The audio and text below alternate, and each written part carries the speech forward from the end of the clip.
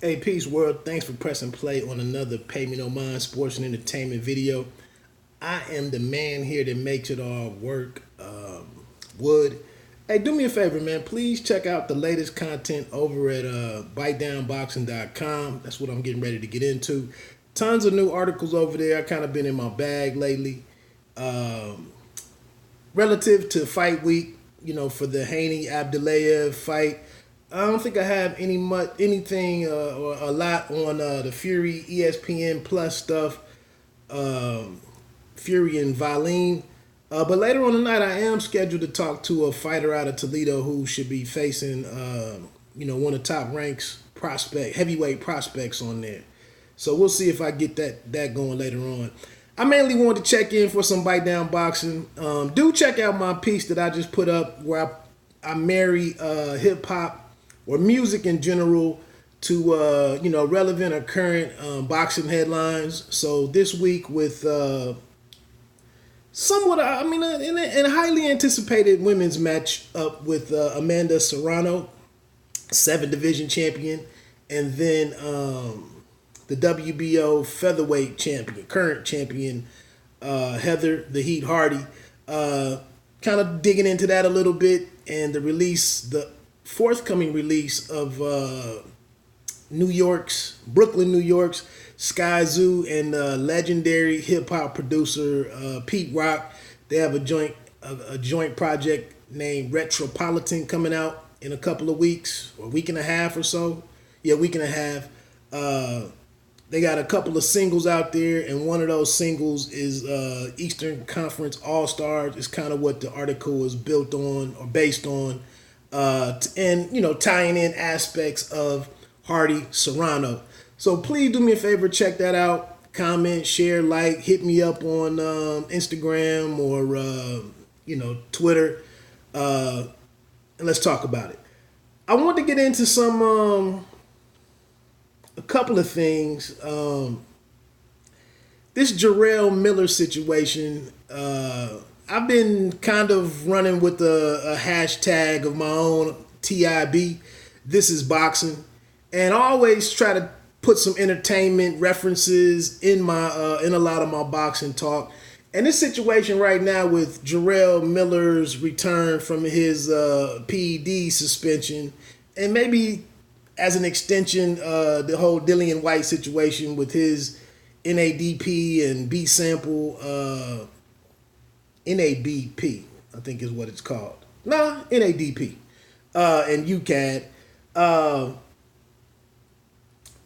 With his situation, this is kind of reminiscent of the very opening scene to The Wire, the series The Wire. The first scene with McNulty and the brother sitting on the stoop where a dude in the neighborhood named Snot Boogie, Omar Isaiah Betts, was gunned down for a snatch and run while they were shooting dice. And it's kind of the whole "this is boxing" thing. McNulty is sitting there like, well, why didn't you just stop letting this individual participate, get in the dope game? If he always snatched the money and y'all had to chase him down and beat him up all these years, why wouldn't you just not let him play? And the brother looked at him like he was offended, like, what? He's like, man, this is America. You know what I'm saying? You gotta let him play. And that's kind of what we're seeing here with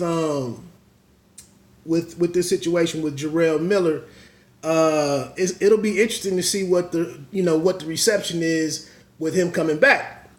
But the part of the problem is the heavyweight division right now is at a nice boil, and heavyweights, that are going somewhere, they need credible opponents to get them into that slot with facing one of the champions, whether it be WBC champion Deontay Wilder or the winner of all the other belts coming up December 7th, which has unified champion Andy Ruiz Jr., in this rematch with the man that he dethroned, Anthony Joshua.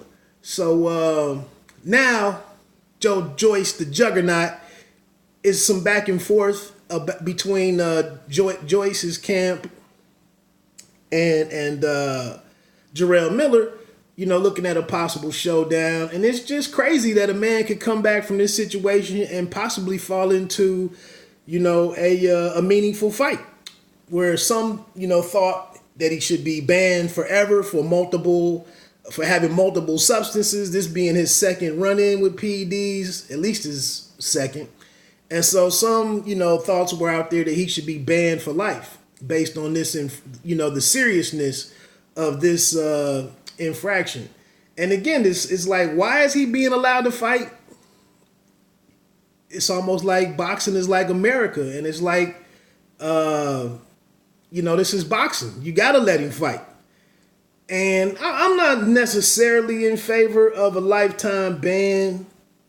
Because I don't think the effort is being the effort up front to curtail this and eliminate this behavior or these practices. I don't think the effort and the united front is made up front to curtail this from happening. And so I understand that somebody's life is at risk. I don't know. Call me ignorant on that one. I think some of the enforcement and the testing should be there, and that needs to be figured out so that it can be right. If you want to get into lifetime bans. What else? So along with that, that's a good fight. I'd watch it. But like I said, Joyce is somebody who needs to get seasoned very quickly and to get into the championship, to get into the contender level very quickly, to have a championship fight or two, cash in, or so he can, do what he's going to do, because he's an older fighter with just 10 fights. So, Top Rank, I guess the story was on Boxing Scene yesterday that they're in discussions with Jarrell Miller for a multi-fight deal of some sorts. So that's just interesting that, like I said, there was some thoughts that he'd have to go out far west or Midwest to, to some smaller, state athletic commission and try to get his, to restart things. But it looks like he could pop up somewhere, like I said, in a meaningful fight. Lastly, before I get off of here, man, the other thing that was just on my mind was, I kind of struggle with some of the back and forth and who's not allowed to talk, who's not allowed to speak, which fighters, which promoters aren't allowed to speak.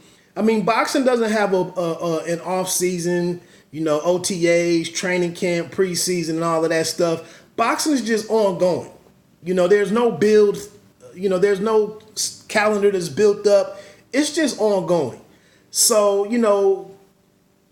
in the other sports where there might not be much coverage in the off season, once it gets through the the free agency period, and then we start getting into the preseason stuff, talks go quiet on a lot of other athletes from the other sports.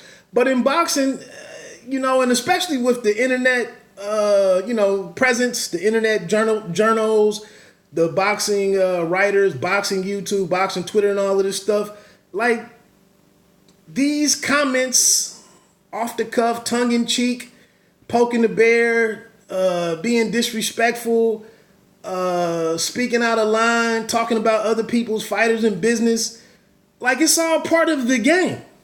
And like I said, I watched the Chris Mannix clip with the sitting like an hour or 45 minutes or something with Aram and Eddie Hearn, and they gave the game away. They said we do all of this stuff on stage at press conferences. We have these explosions, these fallouts, and then we get in the back room or we get in our limos, our cars and whatnot, and that's the first phone call you receive is from the other, from the ops. So I just don't understand why people take all of this stuff so personal. It keeps boxing in the headlines. It keeps headlines for boxing.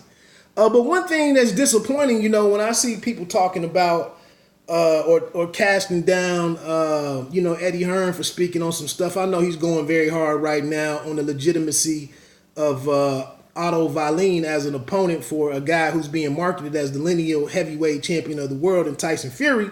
And, Eddie Hearn is saying that the event is a stinker and that, Fury isn't fighting anybody. And then also, coming at Deontay Wilder, not unprovoked, because Wilder did say some stuff. He did come out and announce his fights back during, the week before June 1. And so, like I said, it's all back and forth, man. Who cares? But the one thing that disappointed me, and I'm getting ready to get off of here, the one thing that did disappoint me when we don't have somebody out front speaking is it was very disappointing last week when the Jared Hurd and the unified super welterweight matchup or rematch between Julian J. Rock Williams and Swift Jared Hurd was scratched because Jared Hurd was moving on to do something else, to go another route. He's still without a trainer. And then we're kind of passing that zone of where J. Rock's camp, wanted and Breadman wanted VADA testing, enrollment in VADA testing, so that the fight can move forward. But once this highly, this fight that we all wanted to see, to close out the end of the year, it's definitely a big deal for Fox, for the PBC, TGB Promotions, everybody, and then it was even with Philadelphia and Washington the day before. That December 14th is a Saturday. The next day was the second game between the Redskins hosting the Philadelphia Eagles. It was all set up to be beautiful. The first fight is probably the leader in the clubhouse for fight of the year. All of these circumstances were, swirling around about this fight. Jared Hurd, lets it be known that he won't be pursuing the immediate rematch that he initially did want. And then we go to, the source or the outlets reach out to the PBC for a comment from their spokesman, and nothing was said. The spokesperson, whoever it was, said they didn't have any knowledge of the details of that situation. So here's something that we want to know about. And everything that we have vested in it, we need to know about what's going on. And nobody from the PBC even comes out and says anything. And I just think that's a lost opportunity.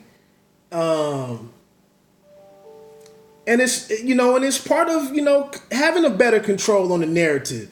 And,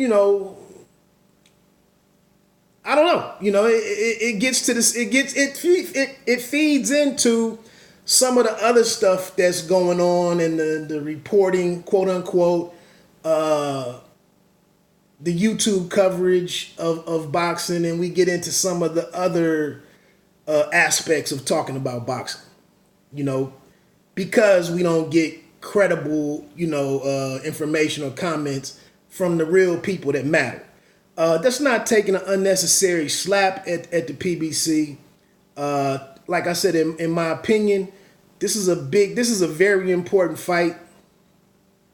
Has implications across the board, and it goes away, and there's no real statement on it other than J Rock saying, good idea if you ask me. Great idea for that if you ask me. So in contrast, when we get an excessive amount of commentary and input and hindsight or insight from somebody like Eddie Hearn and the OG Bob Arum, it's a little bit to be desired. So take it for what it is. Bite Down Boxing. Check out those videos, man. I mean, those articles. I'll put the link to them down in the description eventually. But yeah, Bite Down Boxing. Don't let them count you out. 1.